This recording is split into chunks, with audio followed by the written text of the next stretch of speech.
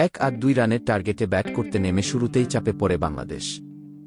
এরপর একাই লড়াই করলেন কেবল তাওহিদ হৃদয়। তবে অন্য প্রান্তে নিয়মিত উইকেট হারায় টাইগাররা। এতেই আইরিশদের কাছে ৩-৯ রানের বড় হারের লজ্জা পেল লিটন দাসের দল। এই হারে ৩ ম্যাচের সিরিজের 1-0 পিছিয়ে গেল বাংলাদেশ। বৃহস্পতিবার ২-৭ নভেম্বর চট্টগ্রামে বীরশ্রেষ্ঠ মতিউর রহমান স্টেডিয়ামে টস জিতে আইরিশদের ব্যাটিংয়ে পাঠান টাইগার অধিনায়ক লিটন দাস। ব্যাট করতে নেমে নির্ধারিত ২-০ ওভারে ৪ উইকেট হারিয়ে ১-৮-১ রান করে আয়ারল্যান্ড। দলের পক্ষে হ্যারি টেক্টর করেন ৪-৫ বলে অপরাজিত ৬-৯ রান। এছাড়া টিম টেক্টর ৩-২ ও পল স্টার্লিং করেন ২-১ রান। বাংলাদেশের পক্ষে তানজিম সাকিব ২টি ও রিশাদ শরীফুল নেন ১টি করে উইকেট। জবাবে ব্যাট করতে নেমে দলীয় ১-৮ রানের মধ্যে ৪ উইকেট হারিয়ে ধুঁকতে থাকে বাংলাদেশ। তানজিদ তামিম ২, লিটন দাস ১, পারভেজ ইমন ১ ও সাইফ হাসান ৬ রান করে সাজঘরে ফিরে যান।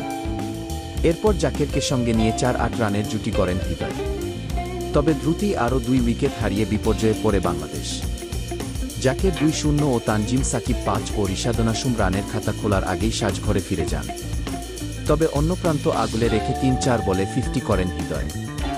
শেষ পর্যন্ত একাই লড়াই করেন তিনি। ৫-০ বলে ৮-৩ রানে অপরাজিত থাকেন হৃদয়। শেষ পর্যন্ত নির্ধারিত ২-০ ওভারে ৯ উইকেট হারিয়ে ১-৪-২ রান সংগ্রহ করে বাংলাদেশ। আয়ারল্যান্ডের পক্ষে ম্যাথু হ্যাম্পায়ার্স নেন ৪টি উইকেট।